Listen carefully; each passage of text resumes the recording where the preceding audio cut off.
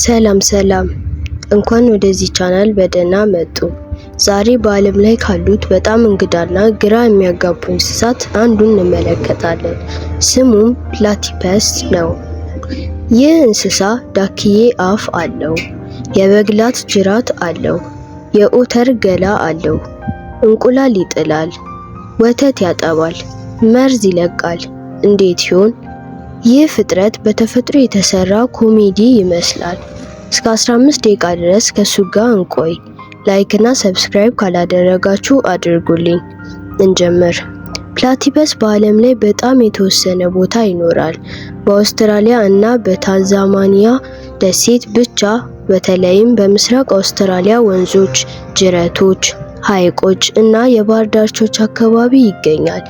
ቀዝቃዛ ውሃ ይወዳል። በበጋ ወቅት እንኳን የውሃ ሙቀት ከ15 እስከ 20 ዲግሪ ሴንቲግሬድ አካባቢ መሆን አለበት። ይህ እንስሳ በጣም ምስጢራዊ ስለሆነ ብዙ ጊዜ ሌሊት ይንቀሳቀሳል። እንደ ዳክዬ አፍ ያለው ጠፍጣፋ አፍንጫ አለው፣ ግን ይህ አፍ ከዳክዬ የተለየ ነው። ጥርስ የለውም፣ ጠንካራ ኮንክሪት ነው የተሰራው። ሰውነቱ ቡናማ ለስላሳ ፀጉር ያለው ነው፣ ልክ እንደ ኦተር። እግሮቹ የተጠላለፉ፣ ለመዋኘት ተስማሚ። ጅራቱ ጠፍጣፋ እንደ ቢቨር ጅራት። ርዝመቱ ከ40 እስከ 60 ሴንቲሜትር አካባቢ። ክብደቱ ከ1 እስከ 2.4 ኪሎ ግራም። ወንዶቹ ከሴቶቹ ትንሽ ትልቅ ናቸው። በተለይም ወንዶቹ በኋላ እግራቸው ላይ መርዝ ያለው ሹል አላቸው። ይህ በዓለም ላይ ከጥቂት አጥቢ እንስሳት አንዱ ነው። ፕላቲፐስ ከሁለት ብቻ የሚቀር አጥቢ እንስሳ አንዱ ነው። እንቁላል ይጥላል፣ ግን ልጆቹን ወተት ያጠባል። ሴቷ ከ1 እስከ 3 እንቁላል ትጥላለች። እንቁላሎቹን ለ10 ቀን በሆዷ ትይዛቸዋለች።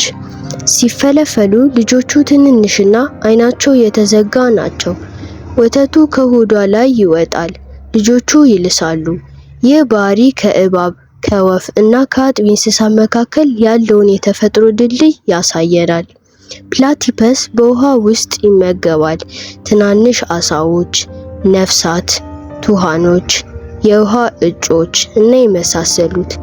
አይኑን፣ ጆሮውን፣ አፍንጫውን ይዘጋል ፕላቲፐስ ሲዋኝ። ስለዚህ በኤሌክትሮኒክስ ይጠቀማል። በአፉ ላይ ትናንሽ ዳሳዎች አሉ። እንቅስቃሴ ያላቸው ነገሮች የሚሰጡትን የኤሌክትሪክ ምልክት ይሰማል። ይህ በጨለማ ውስጥ እንኳን እንዲያድን ይረዳዋል። በጣም አስደናቂ ነው። ወንዶቹ በኋላ እግራቸው ላይ መርዝ ያለው ሹል አላቸው። ይህ መርዝ ለሰው ልጅ ገዳይ አይደለም፣ ግን በጣም የሚያም ነው። ህመሙ ለሳምንት ሊቆይ ይችላል።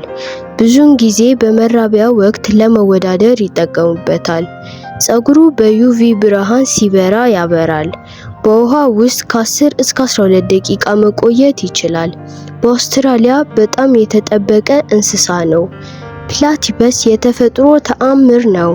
ከዳክዬ፣ ከኦተር፣ ከበግላት፣ ከእባብና ከአጥቢ እንስሳት የተወጣጣ ይመስላል።